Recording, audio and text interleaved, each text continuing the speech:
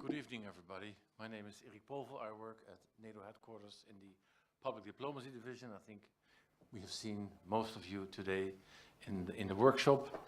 Of course, it's a real pleasure and privilege for me to be here today in these historic times. In the next few days, of course, we as NATO, and I've said I am Dutch, so the Netherlands is one of the founding members of the alliance. So the Netherlands is actually celebrating the 70th anniversary of NATO. And I know you, the Estonia, Latvia, Lithuania, are celebrating the 15th anniversary of your membership. And it's also a real privilege for me to learn about the experiences of, let's say, newer member states from my Dutch point of view. That's why I'm always a pleasure to be here. So big thanks to the Estonian Atlantic Treaty Association, particularly Krista and her team, with whom we always work very closely on this event, but also on many other events that you are organizing here in Estonia. I think we had a great kick-off event today as part of NATO's think tank workshop that we are going to organize in the next few weeks and months in 15 other capitals in NATO countries to get some policy input on the future. Of course, 70th anniversary is a moment of reflection, looking back, what we have achieved in 70 years. And indeed, if I see this again, it is quite amazing, 70 years of peace that we have managed to keep in the NATO territory. A big achievement, but of course now the work is not over. We have to look forward as well. So this is why we thought it would be a good idea to organize workshops in all the NATO capitals and to invite the think tank community, civil society groups, NGOs to give their perspectives from their country or region where they're from. And so we're going to do this now. We started today, so you here in Estonia had the premiere, and I think I can say it went very well today. There was a lot of interesting discussions and perspectives, and of course we're going to all plow this back in the next few weeks and months into the policy making process of NATO. We're going to present it to the Secretary General by the end of the year when we are preparing for our leaders meeting in December, also to commemorate the 70th anniversary in London. But it is an important event that we hope will produce a lot of useful policy recommendations that we can maybe in the next few years, when, if and ever we are going to review our current strategic concept, that this may be a good building stone in the process of helping our nations to come up with a new strategic concept whenever they decide that the time is right to do it. So once again, thanks very much for inviting me to come here. It was a pleasure to see so many committed people working and thinking about our future. Of course, next week will be a very special week for us. I think also for you, you will also have an event around the exact birth date of NATO, which is, of course, the 4th of April.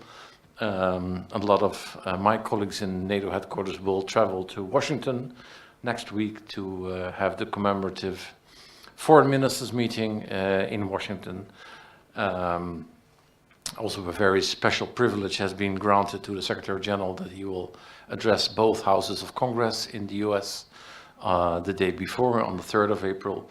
So it shows that the United States is still very much committed to NATO. If there were any doubts about this, if you read the think tank community, but I think particularly it shows that the current administration and the Congress are in full support of NATO also for hopefully the next 70 years. So thanks, and hopefully I'll be back soon here. And I'm looking forward to the panel discussion and also the introduction to this famous NATOnia game. Thanks very much.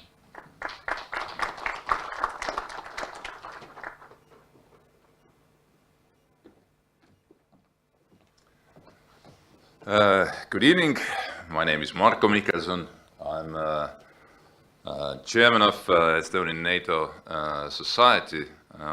Thank you, Eric, for these kind words, and hopefully today, the workshop you had today in Tallinn benefits a lot to your work in Division of Public Diplomacy. I think this is one of the very important areas, actually, of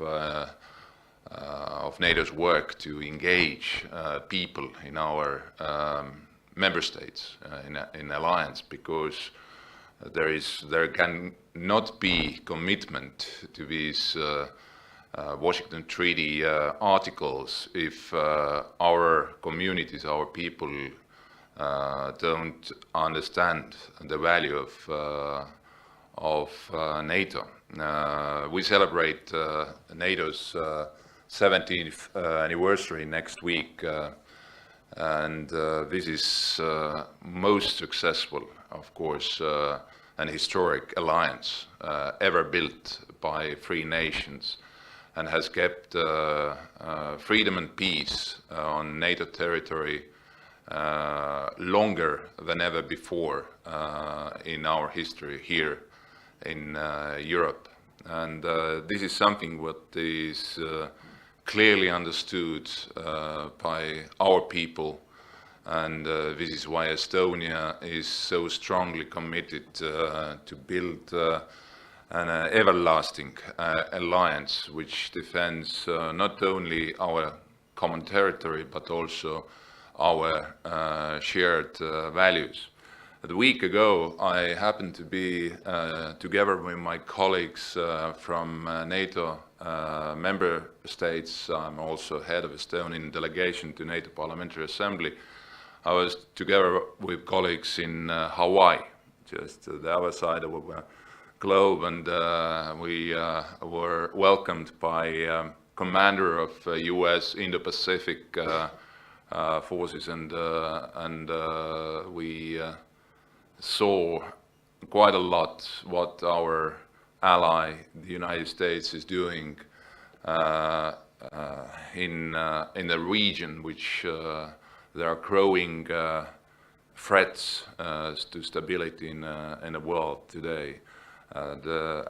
But at the same time, we understood clearly that at the time of growing great power competition, there is strong need also for a country like the United States to have very strong and committed allies, keeping down perhaps both aggressive plans and assertive policies which could be in the near future visible by countries who perhaps would like to compete and fight against our values and our liberal democratic world order. In this regard, I would like to just concluding my welcoming remarks to tell that during 70 years there has been at least numerous times where member states or people thought that the job of NATO is done. In 60s, perhaps a little bit later, even today we read articles and comments about is there any truly the need for the NATO? Is there any danger to the territory of NATO member states existing? And I guess better here than in any other country of NATO, we understand clearly that perhaps the purpose of NATO and territorial defense of NATO and Article 5 is very valid today, and perhaps somehow even more than ever before. And the reason to this is that the territory of NATO has never been as large as it is today, and there are countries who understand that the membership in this alliance will keep them not only security but also prosperity. The recent visit of General Secretary of NATO to Georgia is one of signals to this, that the expansion of NATO is not yet over, and we have to work commonly together that those countries who would like to be members of our alliance, they are welcomed, and we have to work towards this goal. Once again, welcome all, and I hope we'll have very interesting panel to listen what is the outcome of today's work here in Tallinn. Once again, thank you very much.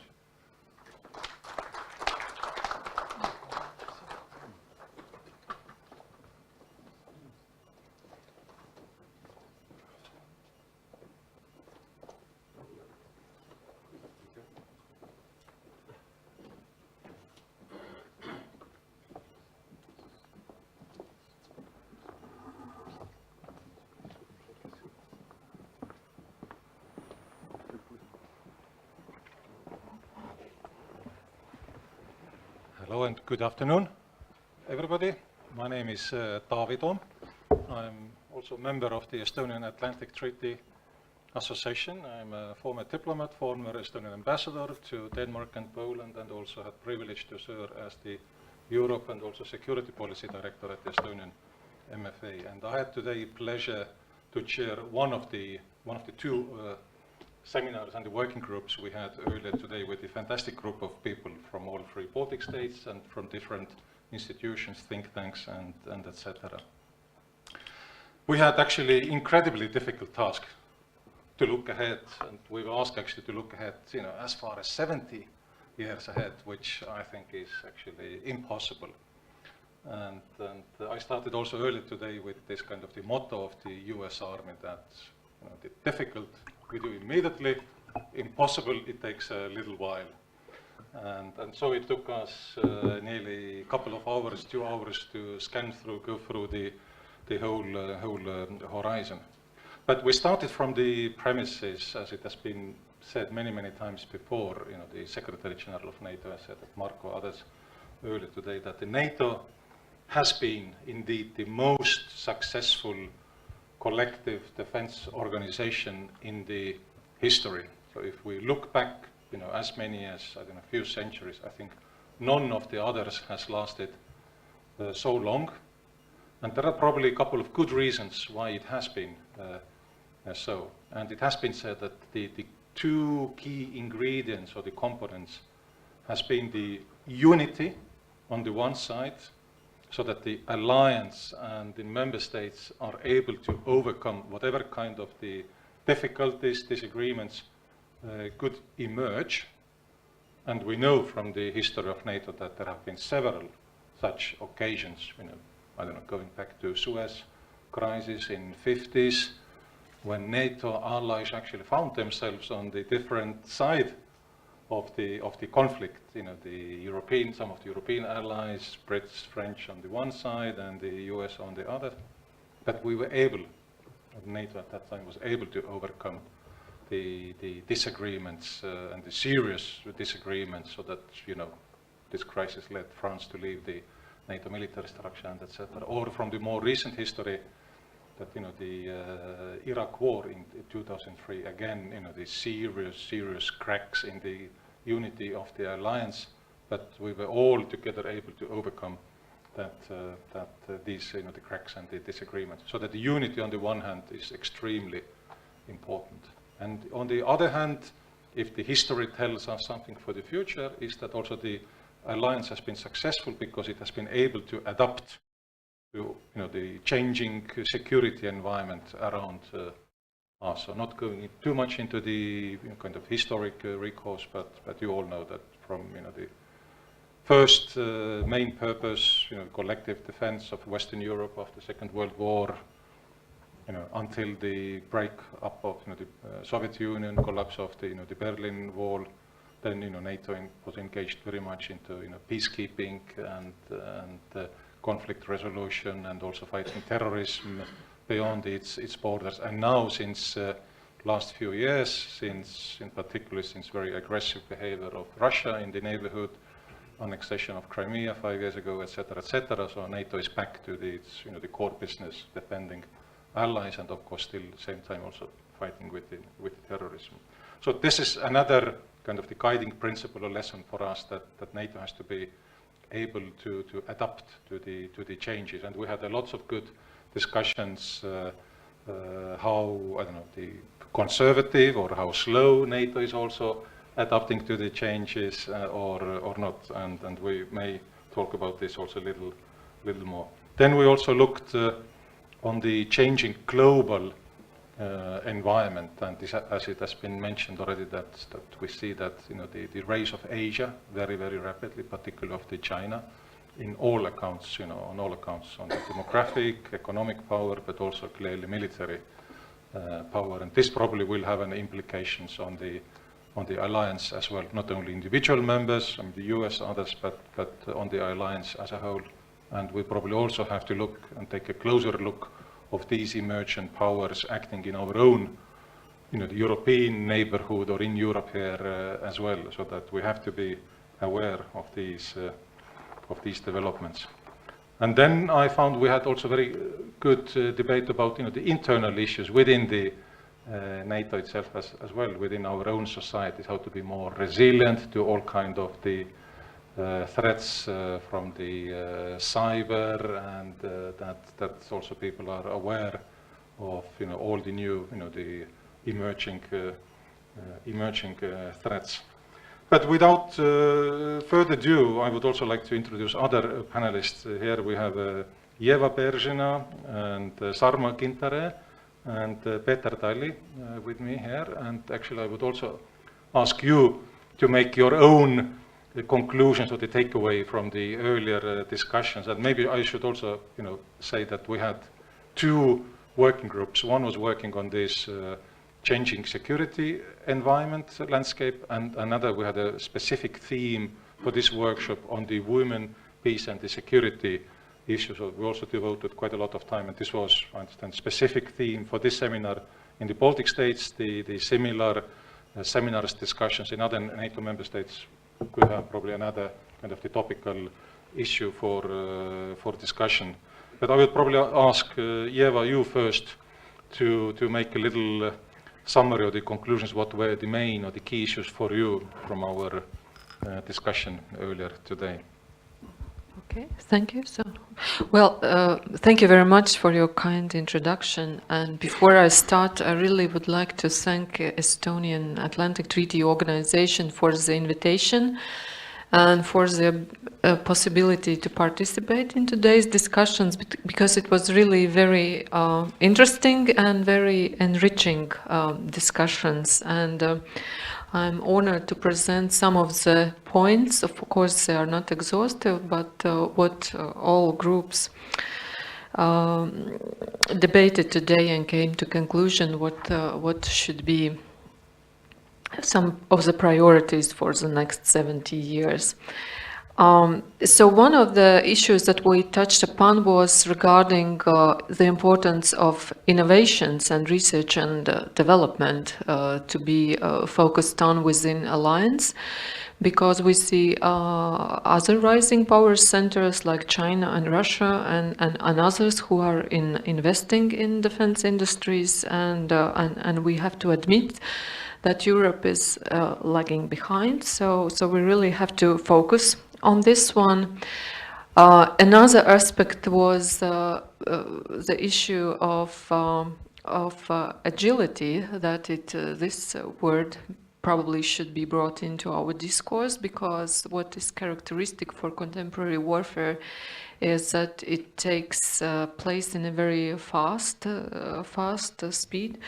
So the ability to react fast, in a fast manner is of crucial importance.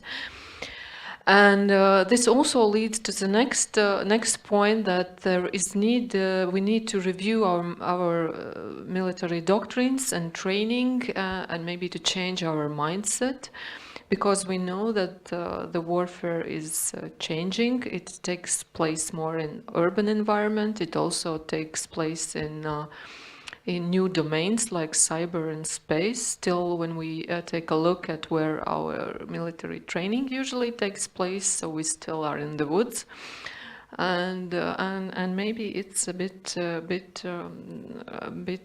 something from the past.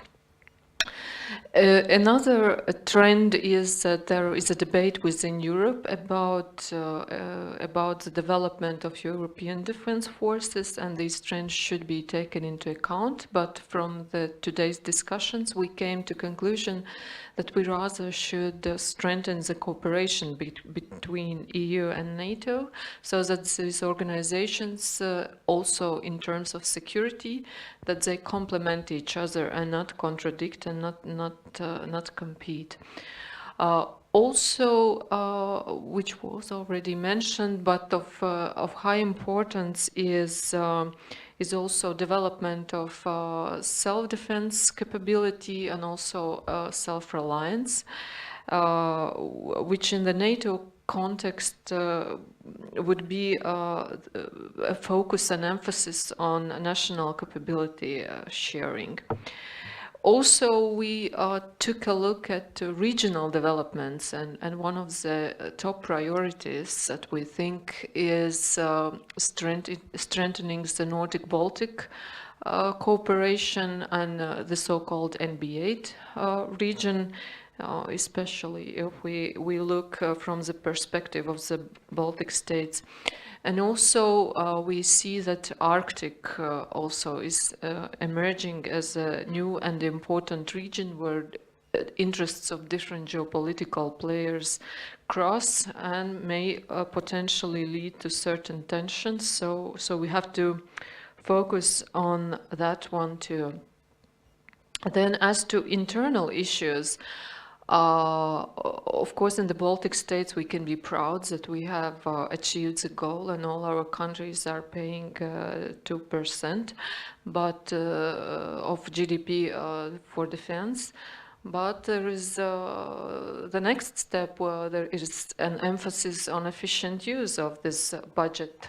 And to this also closely related is also the issues of credibility and fight against corruption, and also increase of political trust to armed forces, which is a crucial precondition for resilience, certainly.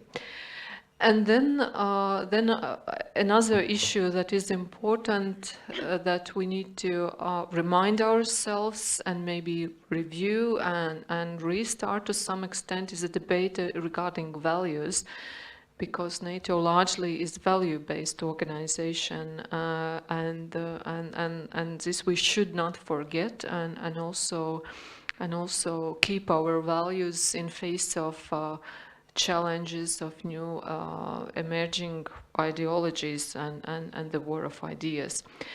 And this also, in practical terms, this leads us to the issues of strategic communication, because information environment also becomes of crucial importance, and many of political and military goals are achieved not with military tools but with information tools. So strategic communication is of huge importance, and we have to answer the question: how do we promote our stories, our narratives in the most efficient ways?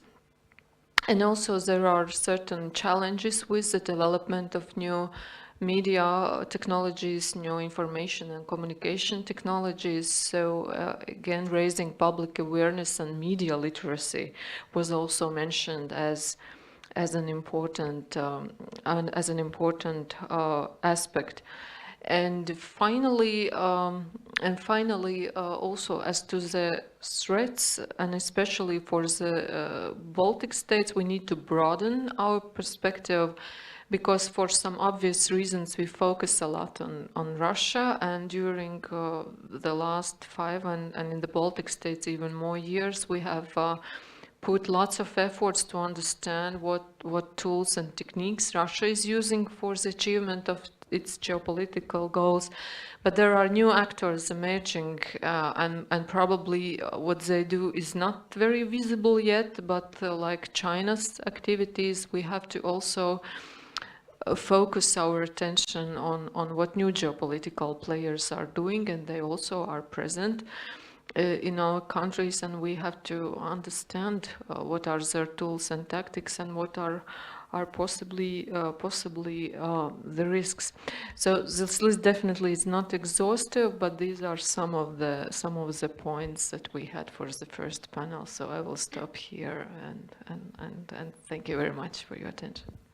Thank you very much, Yeva. Yeah, and indeed, I was also personally very struck at actually how much time we devoted and how important was in the debate all this, the technological change and developments, and very rapid developments today. And of course also we touched a little bit about the changing nature of the conflicts in the modern and in the future world. I think it's becoming increasingly more and more difficult actually sort of to draw the line that, and there is a huge ambiguity and uncertainty, what kind of the conflict or the situation it is. I mean, who is behind? What are the implications? What to make out all of this? About situational awareness. I think also on a number of occasions this issue came up, that also how good NATO is actually tackling these situations, how fast is our own decision-making process as well. I mean, how agile, how quick, how rapid we are. But also the issues that, I mean, what the new technology is posing us, like, the use of the artificial intelligence, for example, also in the military sphere and the field. And we see more and more also autonomous weaponry systems. And what about that, issue within our own societies or in the international conflict, and et cetera. And yeah, as Yeva pointed out, that Europe is unfortunately lagging behind in this area. I mean, if we look at, other big players, US, Russia, China, so they are investing a lot, and this is probably what is waiting us. But then I think also during our debate, it was mentioned several times that NATO somehow, and maybe it's too much to say, reconnect with the public, or actually not forget that the public support is very, very important for the alliance to get, not only the financial, but other kind of support for our activities. And the issue of the Stratcom was mentioned several times. And I would ask now Peter Tali maybe say a few words. And Peter on the daily basis is working in Riga at the Stratcom Center of Excellence, and maybe you could give a short summary of the picture. Yes, thank you. And I'm also a member of Estonian Treaty Organization, and I even, where is it, Krista? Yeah, I even paid my annual fee. You please correct me if I don't. I will. Yeah, about strategic communication and what is actually strategic communication is, and it became also some kind of like a buzzword, like hybrid threats or hybrid warfare. But actually, if I'll avoid those boring consensus-based definitions. Strategic communication is actually unity of words, deeds, and images. And if we are talking about NATO strategic communication and acting to defend unity of NATO territory, then as Marcus said before, it's an absolutely success story. 70 years of peace in NATO territories, and right after Crimea, annexion of Crimea, what NATO deployed battle groups into NATO border countries, and this is a communication. It's not only communication, and also what NATO deployed some fighter groups or squadrons for air policing, for not just to air police Baltic airspace, but also Slovenian and Icelandic one. Yeah. And this is also communicates. Almost everything is communicates. But now, yeah, of course, perception, what NATO is and how NATO acts, fortunately, unfortunately, it's different.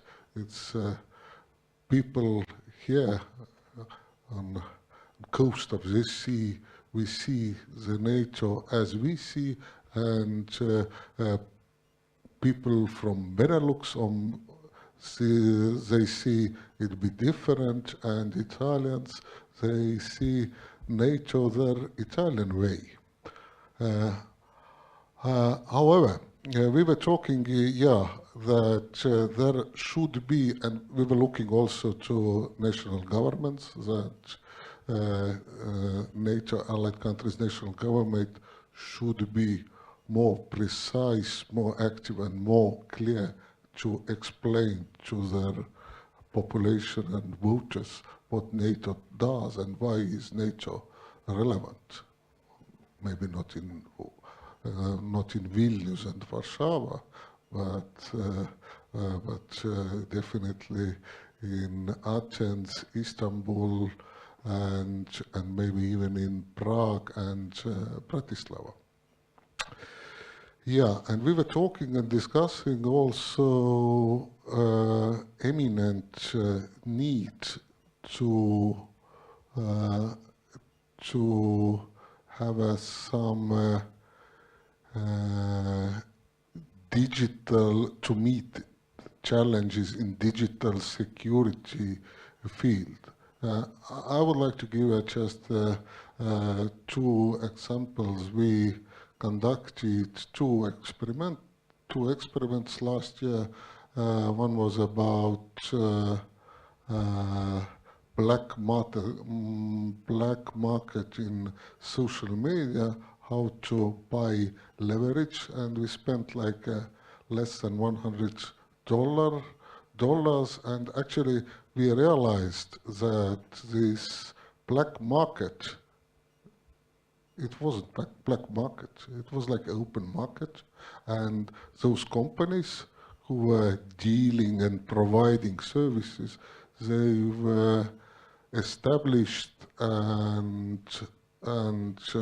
probably they are running those companies where you can pay with this internet crypto money by Russian citizens, and actually Russia owns this business.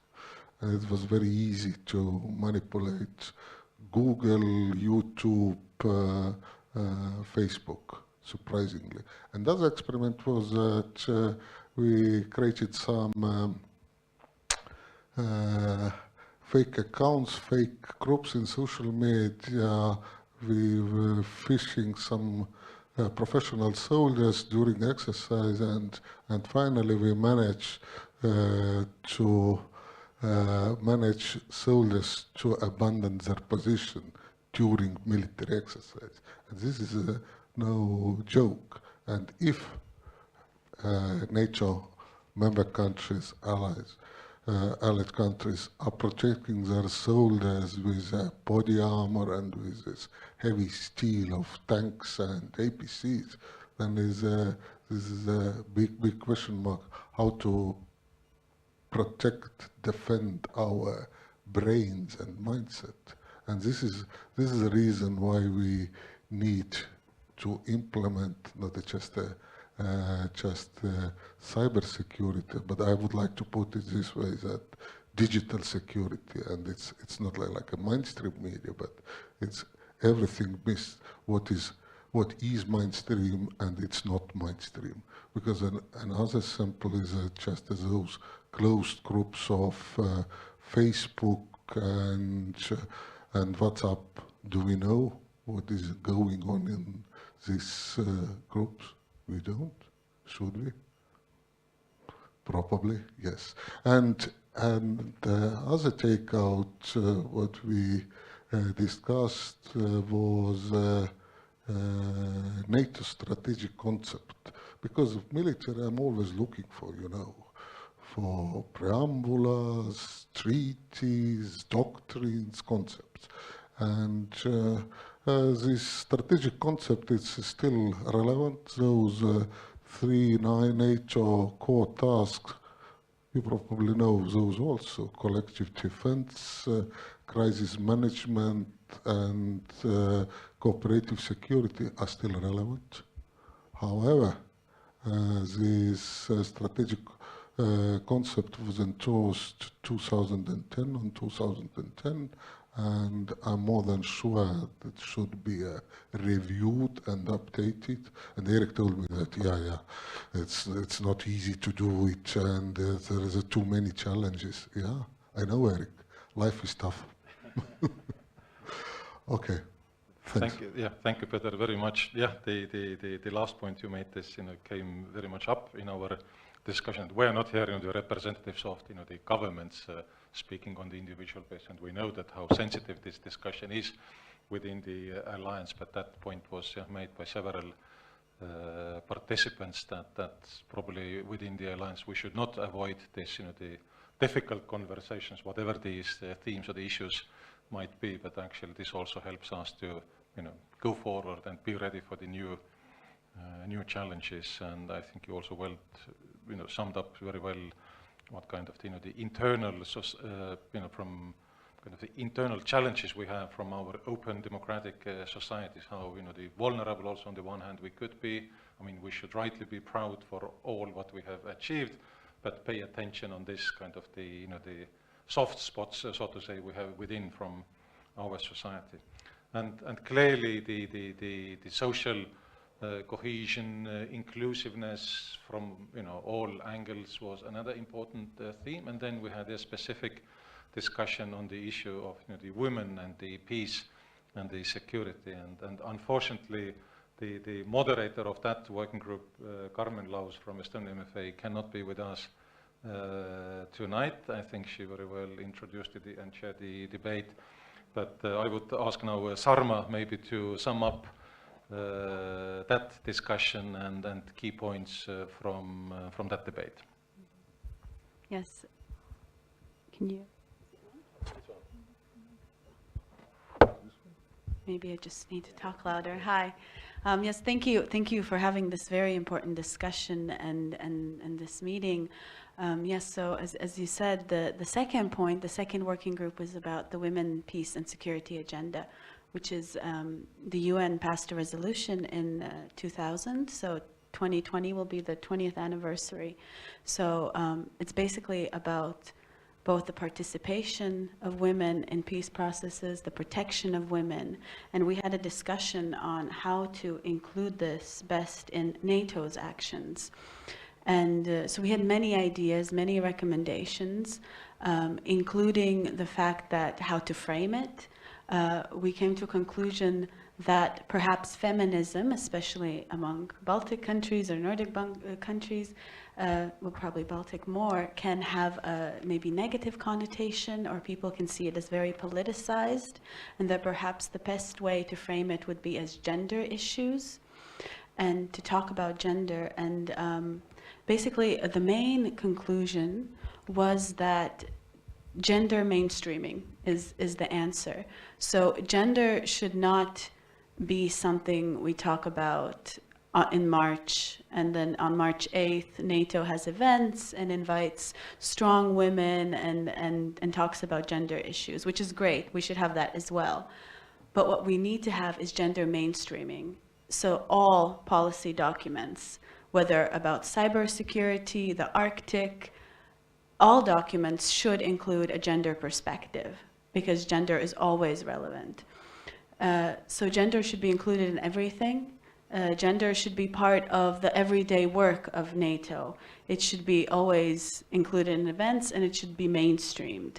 And of course, then some practical suggestions that it be included in the training of military personnel, especially leaders, so that there is a trickle-down effect.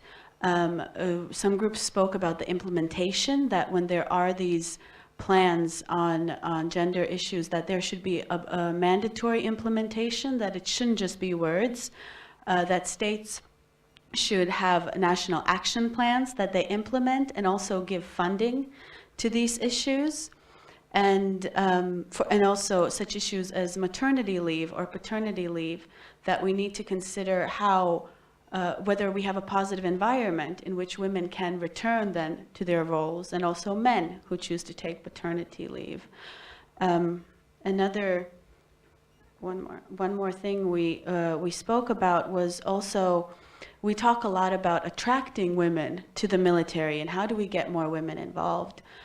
It should be also about focusing on the, not just talking and encouraging them. We need to recognize that it's not enough anymore to say that, well, officially, we don't have any hindrance for women to join.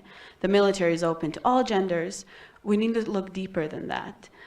There should be an environment where women are not just officially allowed to join, an environment where they can thrive in the military. And this can be basic, just as having the equipment that fits the bodies of women. And if we think about the women who are in the military, do they have wear available? Do they have separate changing quarters? Do they have health services for women? Do they have a positive environment? Is there a way to address any issues of sexual harassment and so on? That it's not enough just to look officially. We need to speak to the women who are in the military and see what else can be done. Because it's not anymore so much an issue of whether they're physically able to do things, because, I mean, in some aspects it is, but technology has developed so much. Weapons have become lighter, and there's so many roles that really gender doesn't matter. So do we have the right environment where they can thrive? Okay, thank you very much also for this short summary. And as a result of our today's debate, Estonian Atlantic Treaty Association is also preparing a little the written summary or the contribution into the larger consolidated paper, which will be the result of all these the workshops across the NATO, and then presented to the NATO's SecGen before the leaders meeting in December. Am I right? It's not the summit, it's the leaders meeting in December, as a contribution to this discussion and debate. But now I'd like to open the floor, and if you have any questions, reactions, comments, please raise your hand, and I hope we have a mic. Then you can use, and then we try to answer any questions you may have.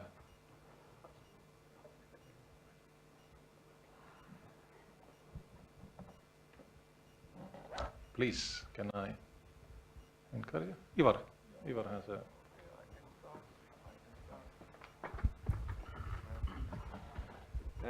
Thank you, Taavi.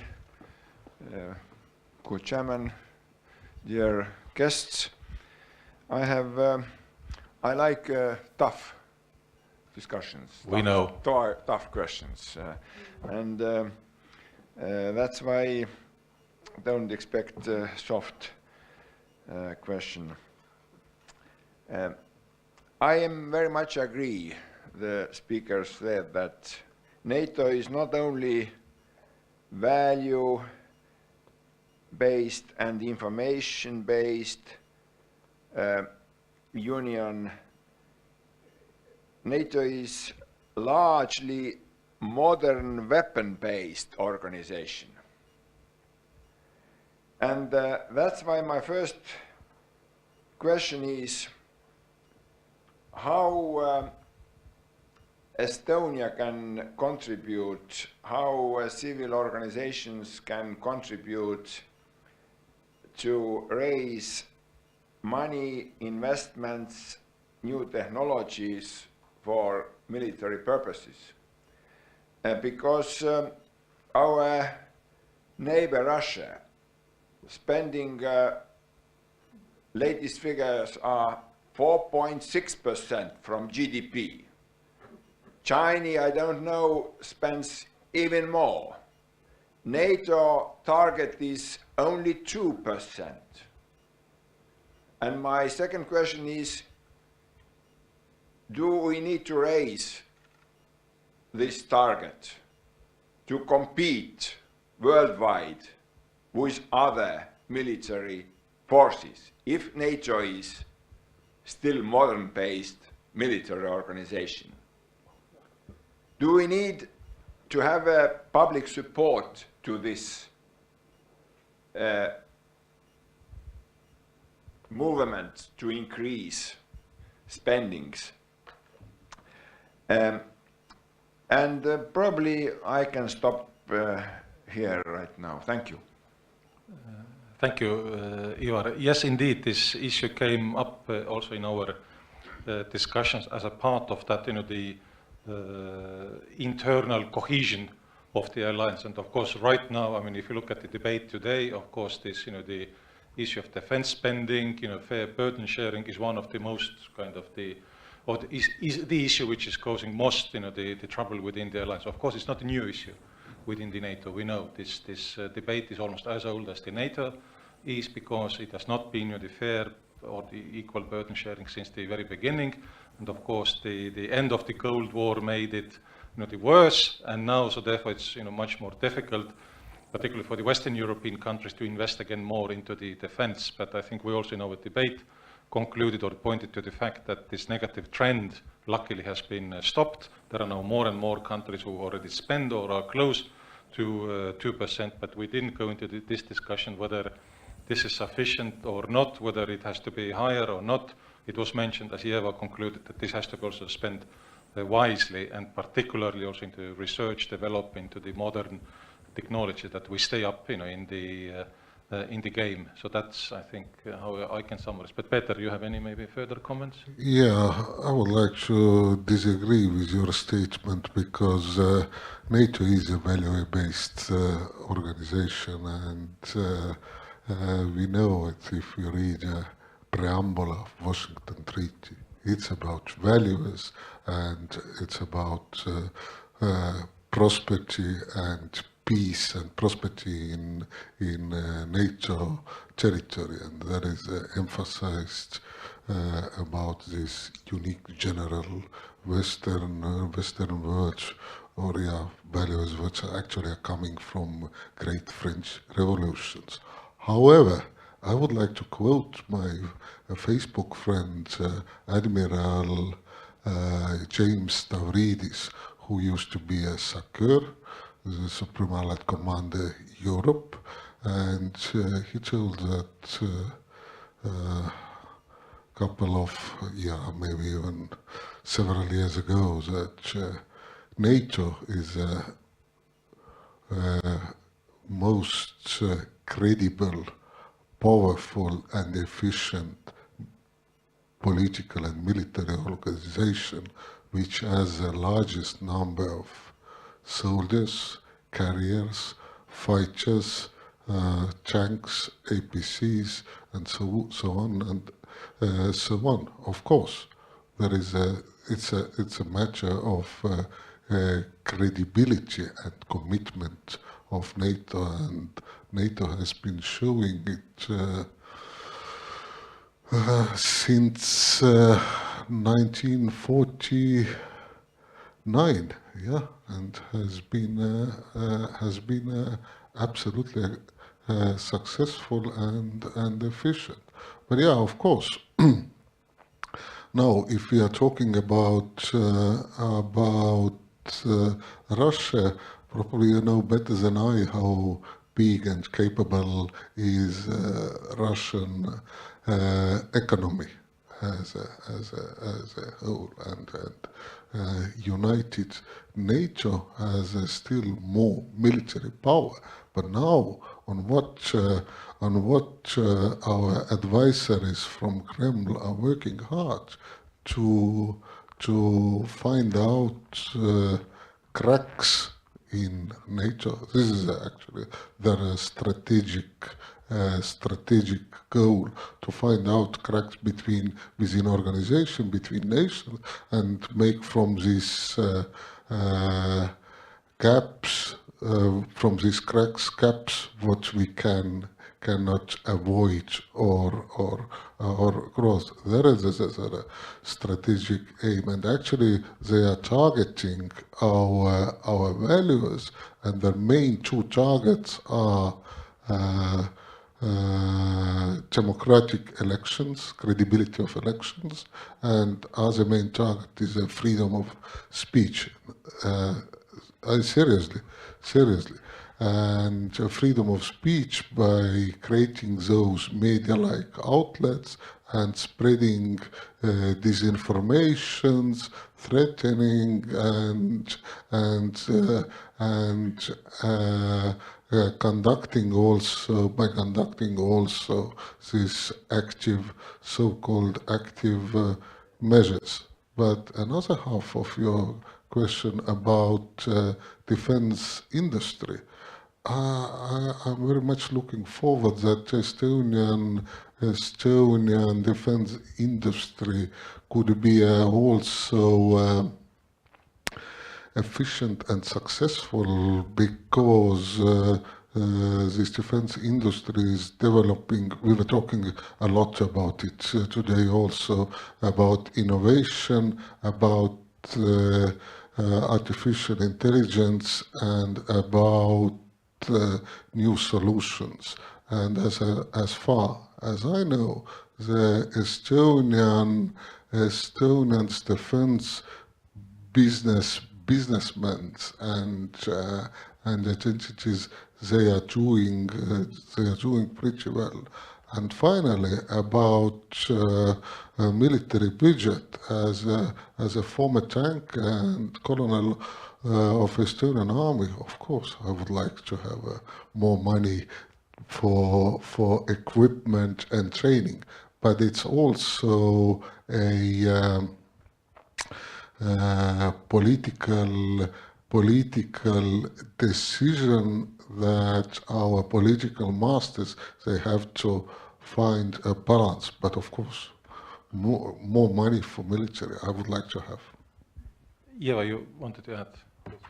Yeah, just briefly to support what was said earlier, and of course I agree that NATO is a military alliance, but in contemporary warfare the non-military aspects indeed are increasing. And if we speak about balance, and I would refer to the famous Gerasimov's article from 2015, I guess, where he conceptualized Russian understanding of contemporary warfare. And in this graph, somewhere around, but before, and in that graph, he gives a number that ratio between military and non-military means is 1:4. Like the use of non-military means is 4 times higher than the use of military means. So I really absolutely agree what was said, that Russia is rather, and at some occasions rather successful by using political tools, by involving in our political processes, and by supporting different radical political movements. So, and from that perspective, it is indeed very important for us to review and remind, as a societies, not only in the NATO context, but as a societies in general, what is our fundamental values. And also, I would like also to add another point, that social and economic aspects for security also are very important. And of course, you're right, Russia's share of military expenses is huge, but also take a critical look, how does it affect Russian society, and what are internal processes within Russia, and how it eventually might affect Russia's ability to do something. So you also have to keep an eye so that there is an economic development, decrease of social inequality. These are not maybe primarily military related issues, but they affect security. So we should also take a look at that as well. Thank you. Yes, please, any further questions?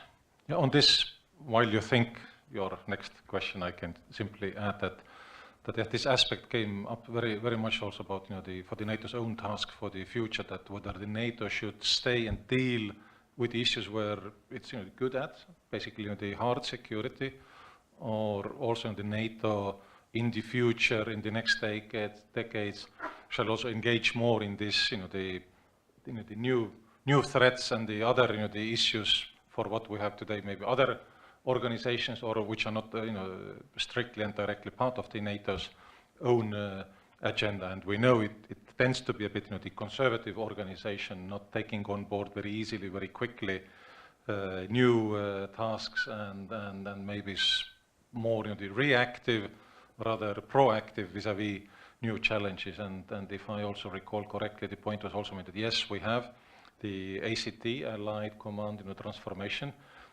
within the alliance, and I think the importance of that work and the NATO's transformation, and also in the practical terms, I think was stressed, and I think many experts pointed to that or even there were also ideas what to do with this ACT, how to reorganize or bring it closer to actual needs. Any comments?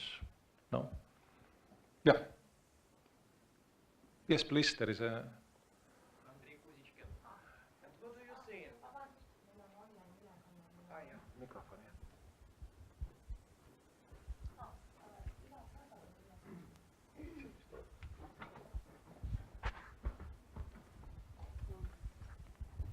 Tere.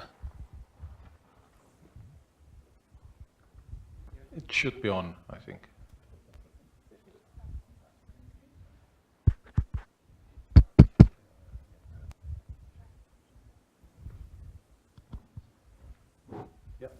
Yeah. Еще раз. Veel kord, tere. Andrei Kuzitkin. And what do you think? Are the Russians in the Baltic States and maybe in German the challenge to NATO?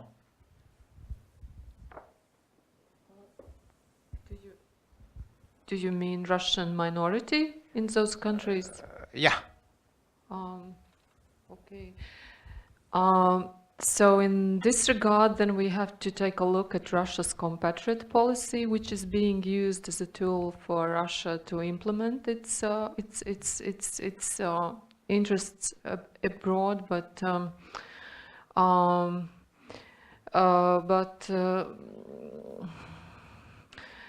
it is very tricky. I have been dealing and researching those issues in relation to Latvia for quite some time.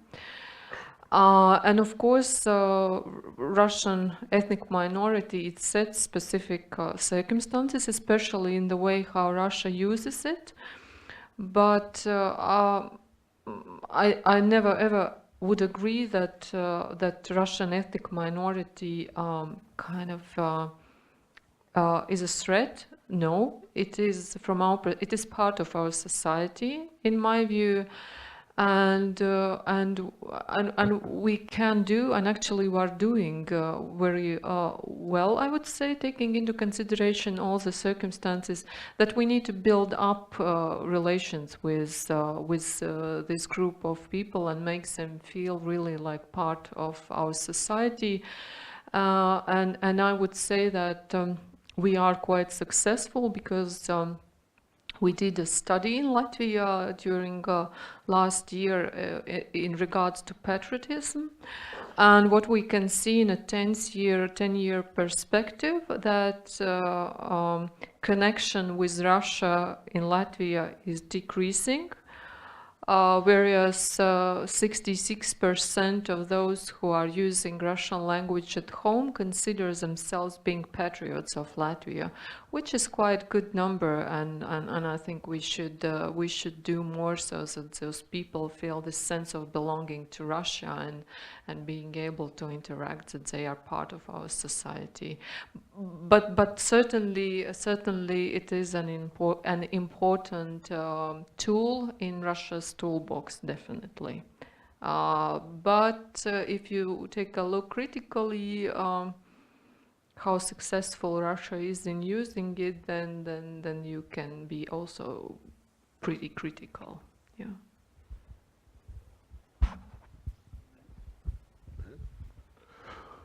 Yeah, I don't believe generally. However, yeah, I would like to open this Pandora box about Estonian and Russian schools in Estonia, but from my point of view, it's let's say key issue, and seems to me that still remains as a key issue. However, about NATO credibility and support to NATO, after deployment into Estonia, this multinational battle group led by UK, the support to NATO and NATO presence both have been tremendously, I would put even tremendously increasing by Russian speakers, because somehow seems to me that those Russian speakers, they love tanks, these hard steel like British Challengers and French Leclercs. They respect power, hard power. That's good. Maybe we should have just more tanks and bigger missiles. Yeah. Thank you. Yes, please, over there. Can I just comment on that? The question was if we see Russian minority as a risk for NATO in Estonia and the Baltics. Well, in Estonia, actually, we should look at the Russian minority as an asset. If we look at, if a Russian person is a citizen of Estonia, then he has to go to conscription service. And if you look at the end of the conscription service, if the guys would like to stay in service, then the percentage of Russians who want to stay in the service of Estonian defense forces is bigger than the percentage of Estonians. Thank you. Yeah, please.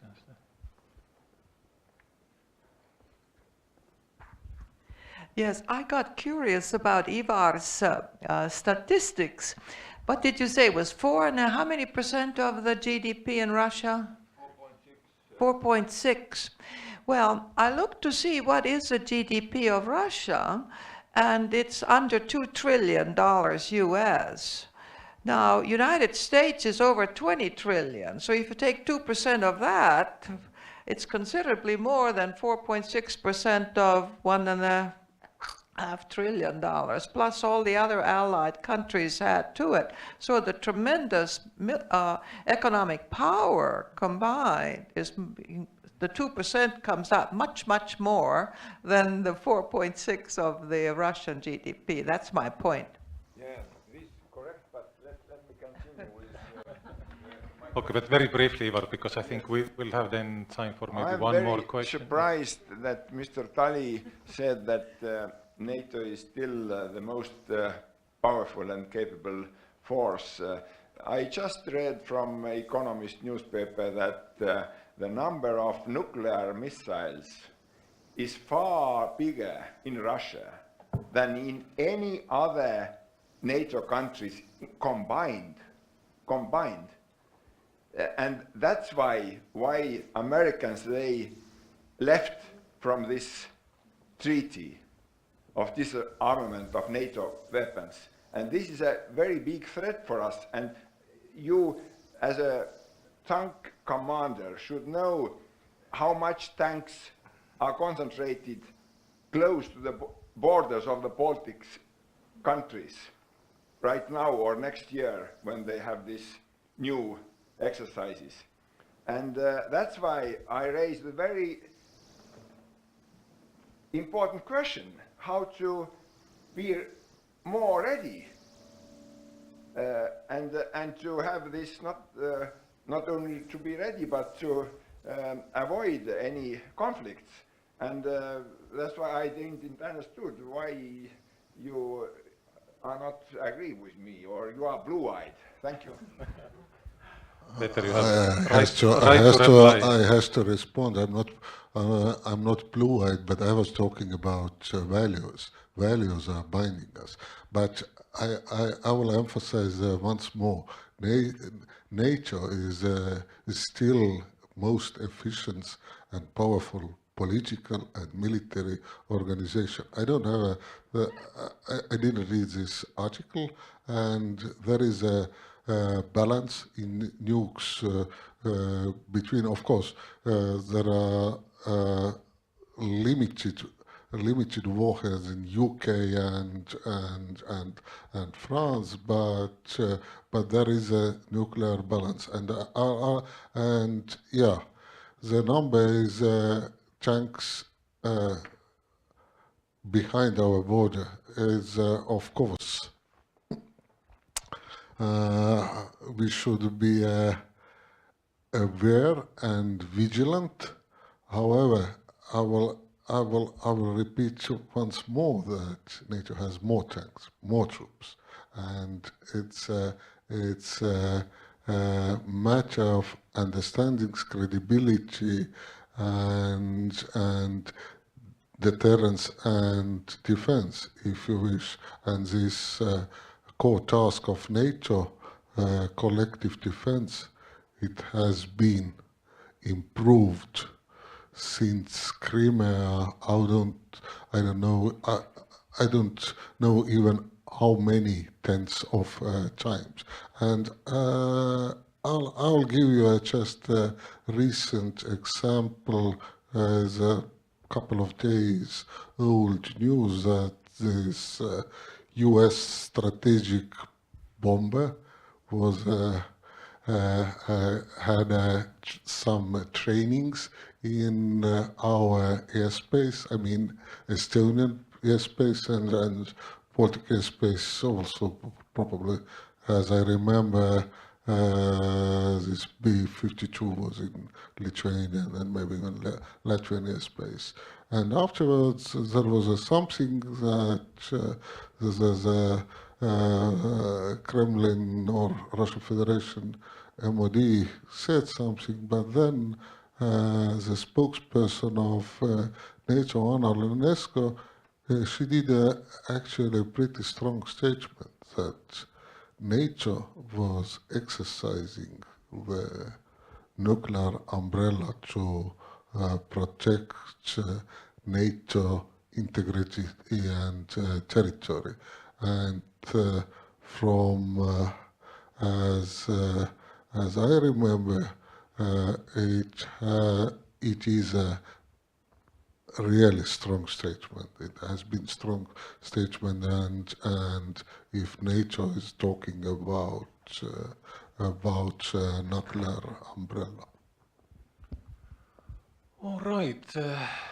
Are there any further pressing questions? If not, then I'm afraid this is, all we got, time for. I would like to thank the panelists here and all the participants today's workshop, traveling here and participating actively. And I would, like to ask now Jonas Mengel to come on stage and introduce the Natonia game.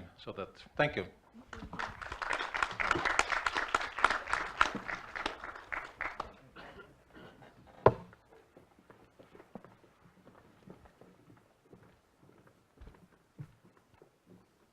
Hello.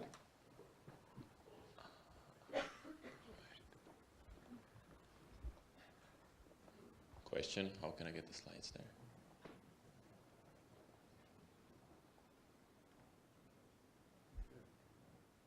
Yes, okay. Hello, my name is Jonas Mengel. I'm from Team Natonia, and I am a game designer. And me and my team, we create educational NATO-themed games. So, we are mostly here to celebrate NATO's 70th birthday, Estonia's and the whole Baltics' 15th anniversary in the alliance, but also we have a small anniversary because Natonia is now 5 years old.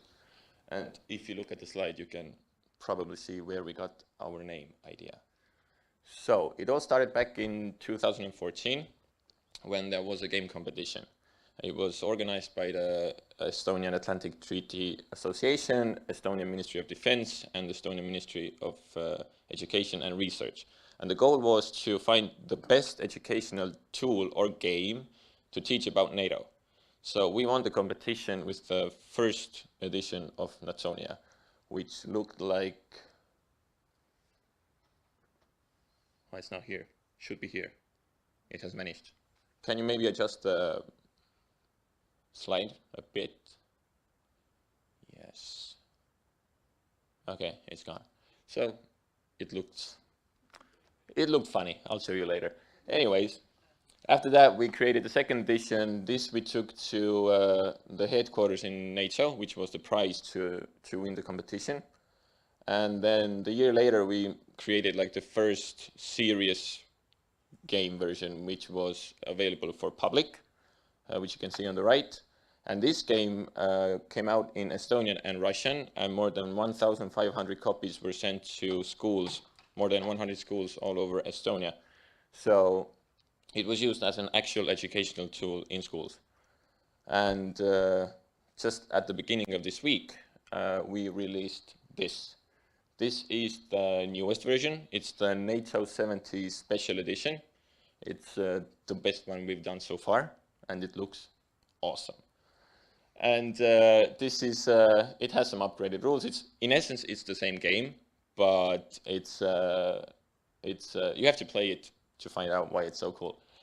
And it's still like a knowledge-based game, so you have to know about NATO to win the game. So the more you play, the more you know.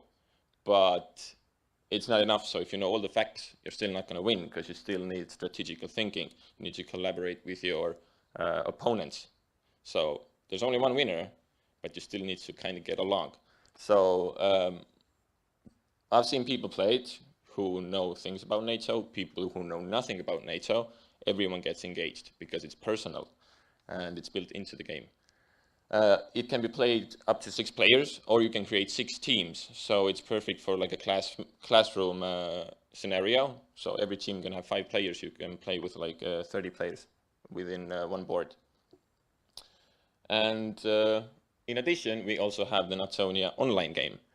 This is a free-to-play game. It's a single-player, more simplified version. And this is available already in Estonian, English, Russian, and the last edition was German. This has been played in more than 80 countries, and currently within the past 1.5 years, more than 5,000 players have played it. And if you want to play it, you can just take your phone, go to natonia.com, and everyone can play it for free. This is a quick map of where the game has been played. As I said, it's more than 80 countries, but this is the top 10. No idea why Brazil is there.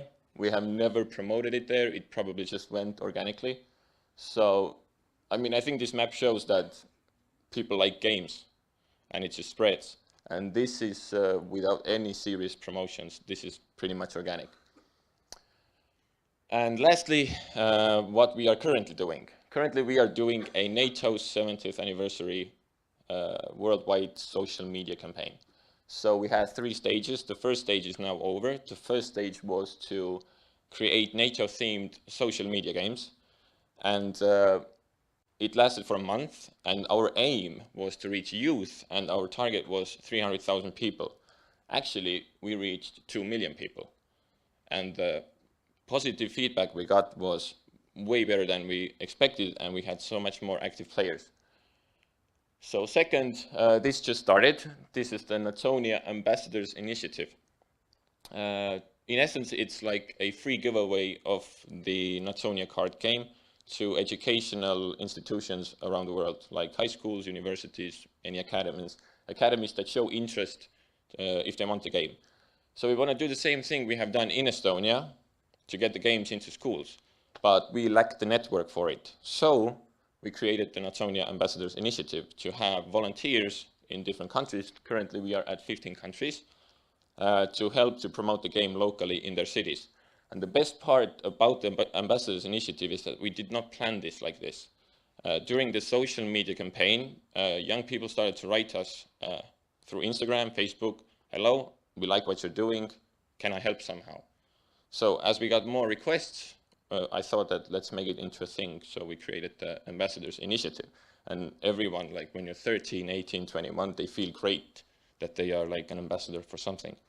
So the feedback has been extremely positive. We aim to get 40, 50, 60 countries by the end of April. And the new thing that is going to start on the 1st of April is the NOWC, which is short for Estonia Online World Championship. So we're going to find out who is the best Estonia player on the whole planet. It's going to last the whole of April. Anyone can play the online game. They have unlimited chances to get the highest score possible. And at the end, top 50 will receive a free copy of the game. And the top 3 will be flown to Brussels. And also they get to visit NATO headquarters. And the reason why we put this reward or prize is that back in 2014, when our team won the competition, we got the chance to go to NATO headquarters. And it's only, we didn't really know much about NATO. I knew what it was, I knew something about it, but if you create this game and you go through all the questions and the answers, we've been reading a lot about it. So my vision about NATO has shifted totally because of all this. So thank you, Krista, for doing something right. Yes. And we also want to make this online championship an annual event. So we would have it every April. So every April we find out who is the best one. And maybe one day we can have the championship actually physically with the board game. And last, if someone is interested to get the game, look me up somewhere there later. I have 4 boxes of games. So if you want one, everyone can get a game, yes, including you. Okay, thank you.